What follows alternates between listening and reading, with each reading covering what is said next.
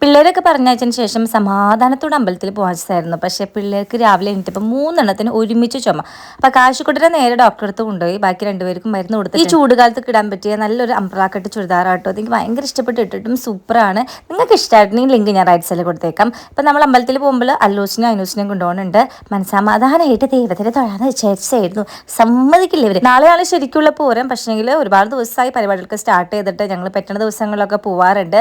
അവിടുത്തെ അന്നദാനം അടിപൊളിയാണ്. നമ്മൾ മുല്ലശ്ശേരി അമ്പലത്തിലേക്കായിട്ട് പോയത്. ഇവിടെ എത്തിയപ്പോഴേക്കും അവിടെ അമ്പലത്തിൽ തുള്ളലിൻ്റെ സൗണ്ടൊക്കെ കേൾക്കുന്നുണ്ടായിരുന്നു. ഞങ്ങൾ വേഗം കയറി ചെന്നിട്ട് ഭദ്രകാളിക്ക് തുള്ളുണ്ടായിരുന്നു കേട്ടോ. അപ്പോൾ അത് കൽപ്പിച്ച് പറയണ കേൾക്കാൻ വേണ്ടിയിട്ട് നിന്ന് കുറച്ച് നേരം അതൊക്കെ കേട്ട് കഴിഞ്ഞ ശേഷം നേരെ ഫുഡ് അടിക്കാൻ വന്ന് നല്ല സാമ്പാറും ചീരയും പിന്നെ എന്തിട്ടായിരുന്നു അച്ചാറും പപ്പടമൊക്കെ ആയിട്ട്.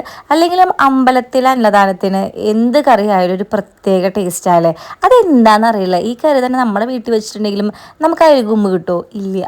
ഒരു ഫീൽ തന്നെയാണ്. അപ്പോഴേക്കും ഡോക്ടർ മാമിൻ്റെ അടുത്ത് പോയിട്ട് കാശിക്കുട്ടൻ വന്നിട്ടുണ്ടായിരുന്നു. പിന്നെ ഐസ്ക്രീമിന് വേണ്ടിയിട്ട് ഭയങ്കര വാശിയായിരുന്നു. പക്ഷെ വാങ്ങിച്ചു കൊടുക്കാൻ നിന്നില്ല. ഒന്നാമത് ചുമയാണ് കൈസ്. അപ്പോൾ അത്രയുള്ള ബൈ, സീ യു.